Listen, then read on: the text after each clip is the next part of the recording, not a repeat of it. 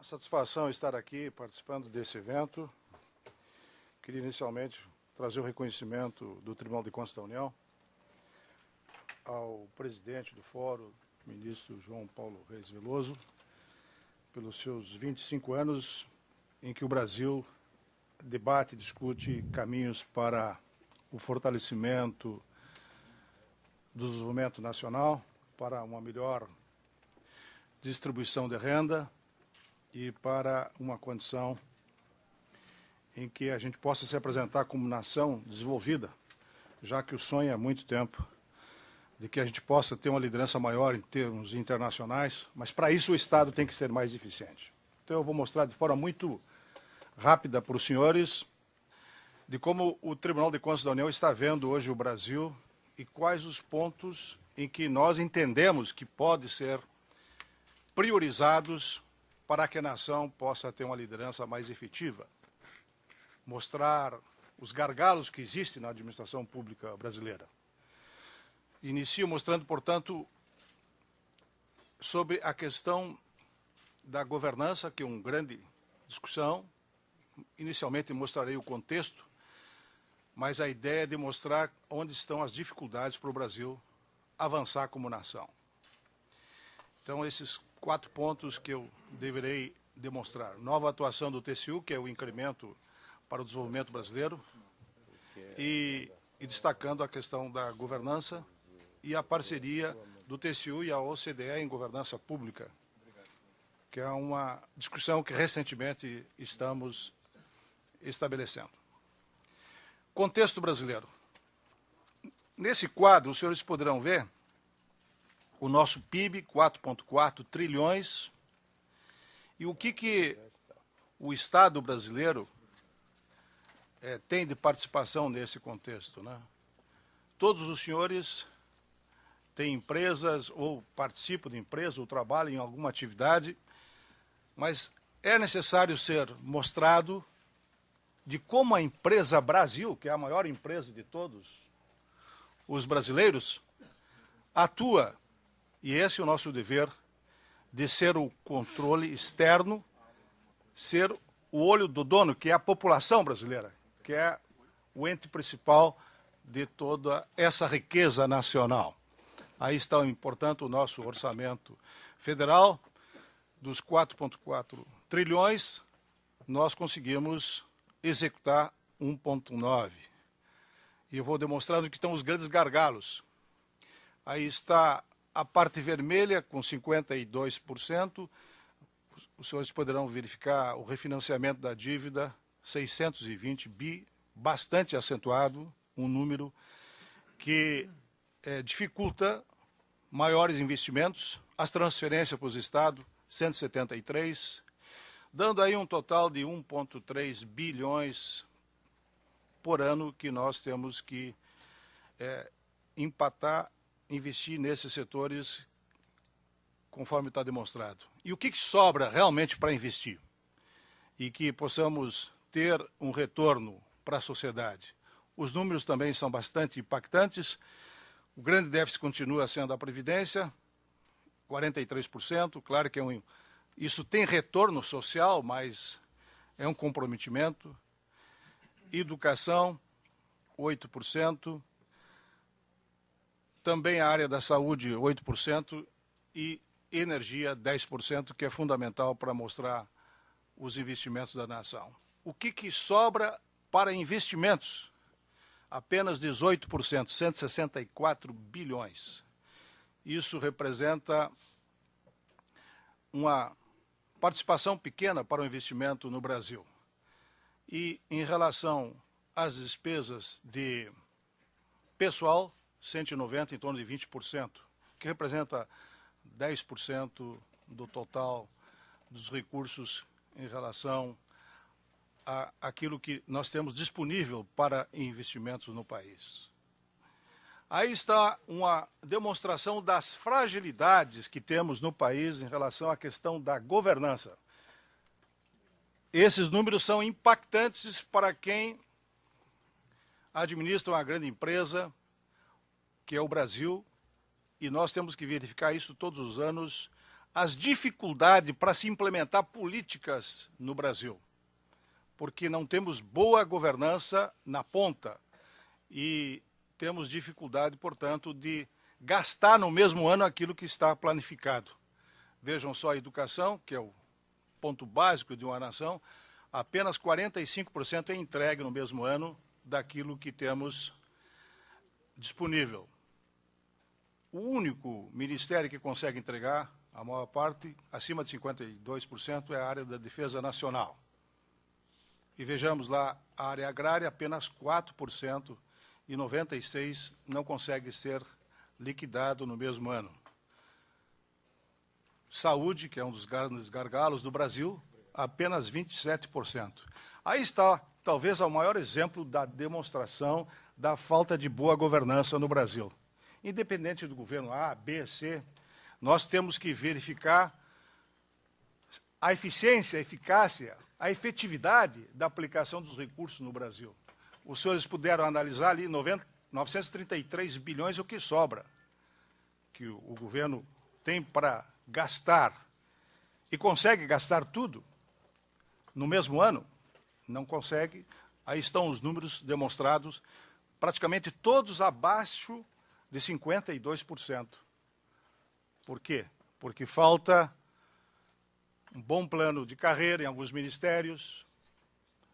Nós temos muitos ministérios, alguns com excelência através dos líderes que temos, que têm capacidade de liderar o seu ministério e fazer as coisas andar, mas nós não temos padrões mínimos de governança no todo, na administração pública federal, estadual e municipal.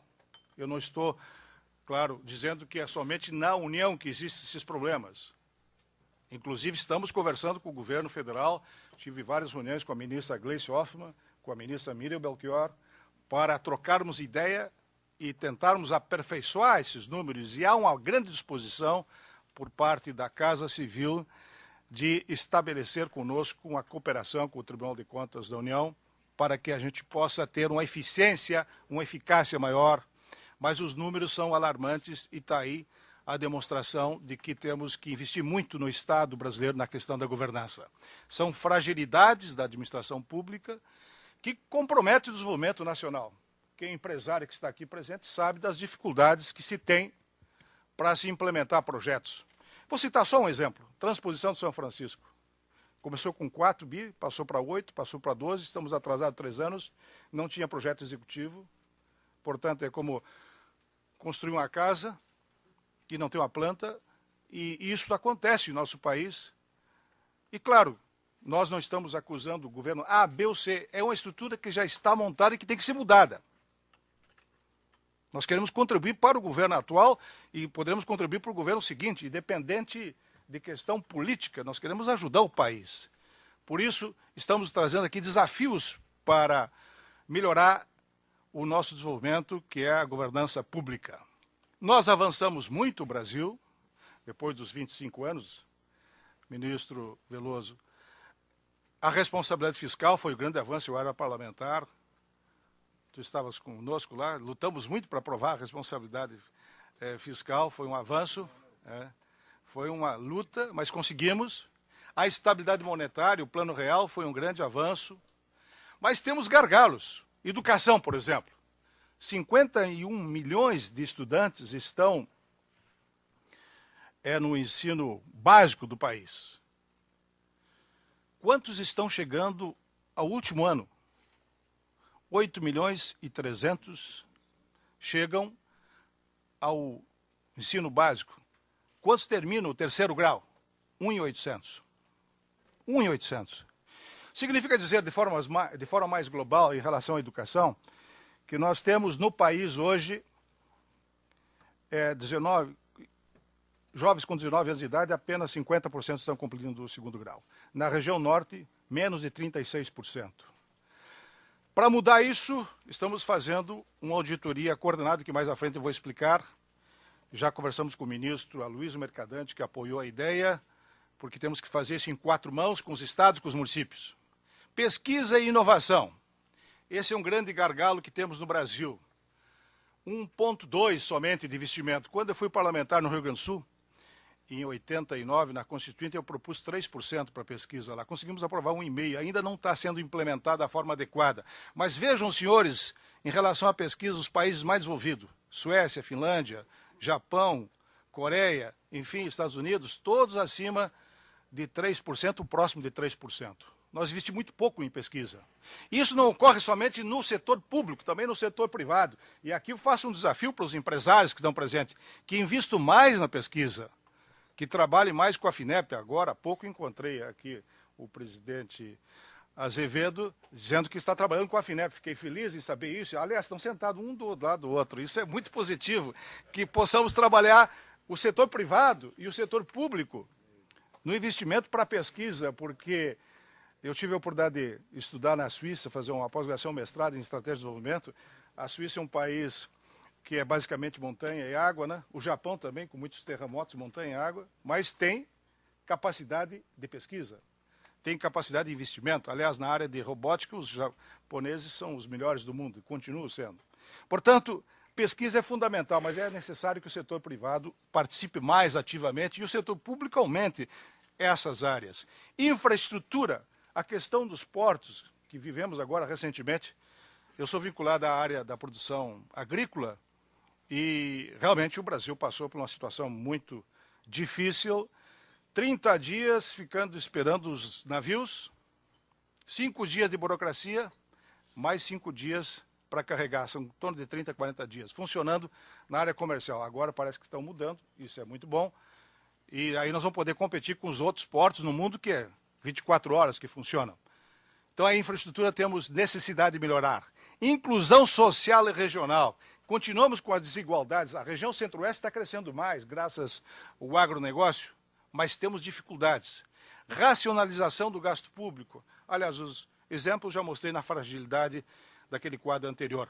E para mudar tudo isso, o que pode mudar tudo isso, essas fragilidades nossas? A questão da governança que permeia todo o desenvolvimento nacional. Se não tem boa governança, não se entrega. Há boa vontade da presidente Dilma de querer entregar, mas muitas vezes nem o governador, nem o prefeito chega a entregar o produto porque não tem capacidade de boa governança. Tem controle interno, tem controle externo. Nós conseguimos, em muitos momentos, apontar, mas isso é levado em consideração. Então, nós chegamos à conclusão que é necessário trabalhar junto. Então, o que é a governança? Governança pública está relacionada ao objetivo de criar na administração pública condições de que o agente, que é a representação política, se interesse e trabalhe junto para um melhor ambiente seguro e favorável para a formulação e implementação e avaliação de políticas públicas em benefício do principal, que é a sociedade. Próximo, por favor. Esse é o papel, portanto, do controle, de melhorar a governança, ter mais eficiência e induzir o desenvolvimento. Isso faz parte do plano estratégico do Tribunal de Contas da União para que tenhamos um desenvolvimento maior na nação. E, portanto, trabalhar de forma preventiva eu considero importante. O senhor sabe quantas pessoas nós penalizamos, que não é o objetivo principal, nosso penalizar, para as últimas eleições? Em torno de 7 mil pessoas foram penalizadas pelo Tribunal de Contas da União. Então é necessário ser dito de que nós queremos que a multa, a penalização seja uma exceção no Brasil. Mas hoje tem sido regra. Trabalhar preventivamente. Essa é a proposta que estamos lançando na nossa gestão. Vamos continuar fazendo auditoria de conformidade, de legalidade, para ver se o ato é legal. Mas só isso não adianta. Vou mostrar um exemplo do Brasil agora, que esse número é impactante para os senhores. O que tinha em 2010 de TI de governança no país? 5%. Depois que nós começamos a avaliar, já melhorou, foi para 16% lá acima em 2012. Mas o nível inicial era apenas 57%, depois passou para 34%. Então nós estamos mandando esse tipo de questionário para todo o país. E eu gostaria de mostrar mais algumas lâminas, o tempo é muito pequeno para que a gente possa, se o meu presidente me permite, 2 minutos para eu poder encerrar. Eu vou mostrar rapidamente qual é a nossa ideia para que a gente possa melhorar essa questão da governança. Procurei, no ano passado, e nesse ano, uma parceria com as Nações Unidas, estive no PNUD, tivemos na OEA, tivemos nas Nações Unidas, Banco Mundial, Banco Interamericano, fazer uma cooperação e trabalharmos. E para que a gente possa conseguir isso, dividimos o tribunal em 4 grandes áreas, e áreas especializadas, área social, essenciais do Estado, infraestrutura e desenvolvimento nacional. E a partir disso, dividimos nossas secretarias em especialização em cada área. A área que nós temos uma atuação mais eficiente, uma estrutura melhor, é a área de infraestrutura, que todas as desestatizações passam pelo Tribunal de Contas da União. Então, nós temos uma bela estrutura nessa área, mas nós temos que investir mais na área da educação, e por isso nós queremos não fazer somente FISCobras. Queremos fazer Fisc Educação todos os anos. Fisc Saúde já está em andamento, Fisc Educação e Fisc Saúde. Para este ano, educação e meio ambiente nos 9 estados da Amazônia, para que o nosso discurso para o mundo do Rio+20 seja um discurso compatível com a nossa realidade. Então, dividimos o Brasil em 4 grandes regiões e que nós possamos implementar, através da especialização do Tribunal de Contas, auditorias em todas essas regiões. E, para finalizar, nós procuramos, além do Banco Mundial, o Banco Interamericano, e os bancos mais importantes já estão dando aporte para nós, fazer um treinamento em todos os estados brasileiros. Chamamos todos os tribunais de conta dos estados para fazer auditoria na educação, na auditoria de meio ambiente, vamos fazer de saúde o ano que vem. E para completar esse grande projeto, o Brasil assumiu a presidência da OLACEFS, que é a Organização da América Latina, para os próximos 3 anos. Estamos montando esse projeto no Brasil, para os estados, com os tribunais de conta. Vamos chamar os governadores, ontem convidei o governador do Rio de Janeiro para participar, e vamos chamar mais 5 para ver boas práticas de governança.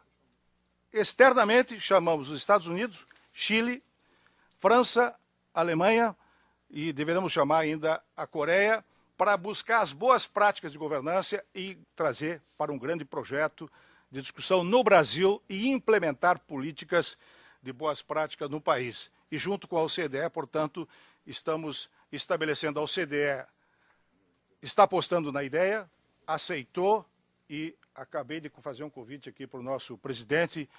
Em agosto, vamos lançar o projeto para todo o Brasil. Ou seja, pegar as boas práticas internacionais de governança, pegar as boas práticas dos estados de governança, dos municípios, e para isso estamos já na fase final de implementação desta ideia, e depois replicar na América Latina como um todo. Investir na melhoria de governança, para que os projetos que sejam do Brasil ou dos países latinos que nós temos relação, até por termos a presidência da OLACEFS, que é essa organização que tem 50 anos da América Latina e Caribe, nós possamos implementar políticas. Portanto, a conclusão que eu faço em relação a esse tema, e agradeço muito ao ministro Reis Veloso para nos oportunizar, é que a gente faça um grande pacto para a governança no Brasil. Um grande pacto em que todos possam participar. Empresários, governadores, prefeitos, lideranças do Executivo. Conversamos com o governo federal, existe uma boa aceitação e nós temos que fazer isso em 4 mãos.